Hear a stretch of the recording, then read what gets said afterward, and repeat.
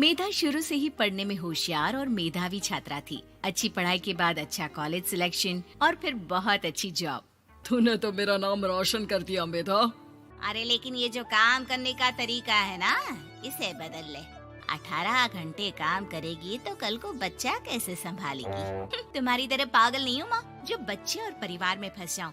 मैं तो जिंदगी खुल कर जीऊंगी। सब कहने की बात होती है बेटा, अपने बच्चे का सुख हर कोई चाहता है। वक्त बीतता है और मेधा की शादी हो जाती है।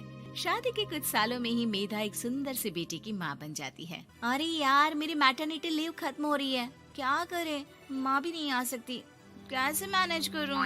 ऐसा करते हैं, इसके लिए एक केयर टेकर रख लेते हैं, वो देखा करेगी इसे। मेधा को पति की बात जंच जाती है और वो केयर टेकर की तलाश शुरू कर देती है। एक दिन उन लोगों के घर एक महिला आती है जो दिखने में पढ़ी लिखी लगती है। जी, क्या काम है आपको? मैम, मेरा नाम स्नेहा है। आपका एड देखा केयर टेकर का, क्या मैं आपके यहाँ काम कर सकती हूँ?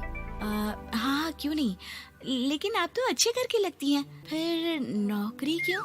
दरअसल मेरे ससुराल वालों ने मुझे घर से निकाल दिया क्योंकि मैं माँ नहीं बन सकती और माता पिता भी नहीं है इस दुनिया में। तो अरे अरे, कोई बात नहीं, तुम लक्ष्य को ही अपना बच्चा समझो और यहीं रहना, और किसी भी चीज की जरूरत हो ना तो बता देना। नेहा खुशी खुशी लक्ष्य को संभालने लगती है। रात को जब मेधा घर पर आती है, अरे क्या बात है स्नेहा, तुमने खाना नहीं खाया क्या?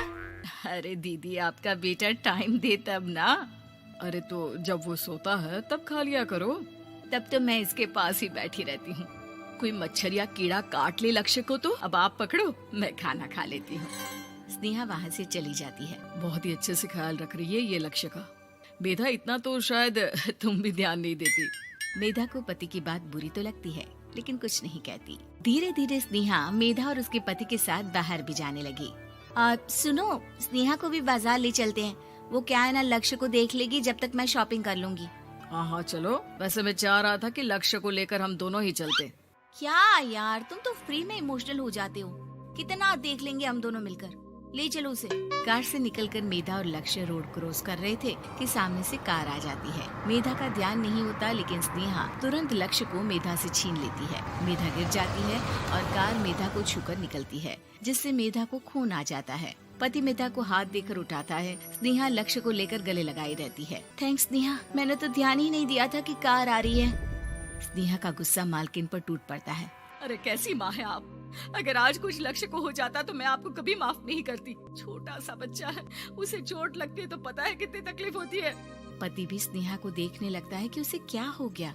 मेधा को स्नेहा पर काफी गुस्सा आ जाता है। घर आकर कहती है, देखो स्नेहा, माना तुम लक्ष्य को बहुत प्यार करती हो, लेकिन वो मेरा बेटा है, मैं कभी जानबूझकर उसके साथ बुरा नहीं कर सकती, समझी? मुझे माफ कर दीजिए, मैं लक्ष्य को लेकर कुछ ज्यादा ही सेंसिटिव हो चुकी हूँ। मैं ध्यान रखूंगी कि आगे से ऐसा ना हो। मेधा का मन स्नेहा से अब हटने लगा था। एक शाम मेधा ऑफिस से घर आती है कि लक्ष्य उसे दिखाई नहीं देता और ना ही स्नेहा। वो स्नेहा के कमरे में जाती है जहाँ दोनों सो रहे होते हैं। अरे स्नेहा, लक्ष्य को आज इस कमरे में क्यों सुला दिया? दीदी, मुझे नींद आ रही थी, ऐसे में उसे कमरे में अकेले लिटाना मुझे ठीक नहीं लगा। मेधा बच्चा उठाने लगती है कि स्नेहा टोक देती है। रहने दीजिए ना दीदी, सो रहा है, फालतू में नींद खराब हो जाएगी। मेधा को गुस्सा आ जाता है और वो बच्चा उठाकर वहाँ से चली जाती है। अगले दिन मेधा स्नेहा को बुलाती है, साथ में एक और लड़की खड़ी होती है। स्नेहा, अब तुम अपना कुछ और देख लो, हम लोगों को नई केयर टेकर मिल गई है, तुम इस हफ्ते घर छोड़ देना। स्नेहा का मन लक्ष्य को छोड़ने का नहीं करता, लेकिन नौकरी तो नौकरी होती है ना। स्नेहा घर से चली जाती है। धीरे धीरे महीने और साल बीतते जाते हैं और लक्ष्य एक नौजवान लड़का हो जाता है। लक्ष्य, आज मुझे मंदिर जाना है, ले चलोगे? ठीक है माँ, एक काम करके अभी वापस आता हूँ, तब तक आप और पापा दोनों तैयार हो जाइए। दोनों तैयार होकर बैठ जाते हैं, लेकिन लक्ष्य काफी देर तक नहीं आता। अरे मेधा, फोन तो करो लक्ष्य को, देखो क्या हो गया उसे। मेधा फोन करती है तो पता चलता है कि लक्ष्य का एक्सीडेंट हो गया है और वो सिटी अस्पताल में है। जल्दी चलिए, पता नहीं कैसा होगा मेरा बेटा। अरे चिंता ना करो, सब ठीक होगा, मैं अभी कार निकालता हूँ। दोनों मियाँ बीवी अस्पताल पहुँचते हैं, जहाँ वो लोग देखते हैं कि लक्ष्य बिस्तर पर पड़ा होता है। एक महिला इन्हें यहाँ लेकर आई है, वो वहाँ बैठी है, लेकिन फिलहाल तो आप लोगों को इनके लिए किडनी का प्रबंध करना होगा। एक्सीडेंट में इसकी किडनी डैमेज हो गई है। मेरी ले लीजिए डॉक्टर साहब, मेरे बेटे को बचा लीजिए। नहीं नहीं, आप माँ हैं, आपकी नहीं ले सकते, पिता की भी नहीं। आप किसी रिलेटिव या दोस्त से पता कर लें और हाँ थोड़ा जल्दी करें क्योंकि देर होने से मामला बिगड़ सकता है।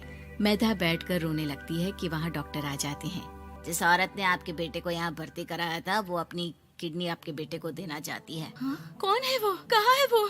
तभी वहाँ स्नेहा आ जाती है। स्नेहा तुम? मैं लक्ष्य को पहचान नहीं पाई थी, लेकिन आप लोगों को देखकर समझ गई कि ये लक्ष्य है, इसलिए वापस आ गई। मैं अपनी किडनी आपके बेटे को देना चाहती हूँ। मेरी अपनी तो कोई औलाद नहीं, लेकिन लक्ष्य में मैंने हमेशा अपना बच्चा देखा। तुम धन्य हो स्नेहा, जो इतने साल में भी लक्ष्य को भूल नहीं पाई। सही मामले में तो वो तुम्हारा ही बच्चा होगा, क्योंकि जन्म भले ही मैंने दिया हो, लेकिन आज तुम उसकी जिंदगी बचा रही हो।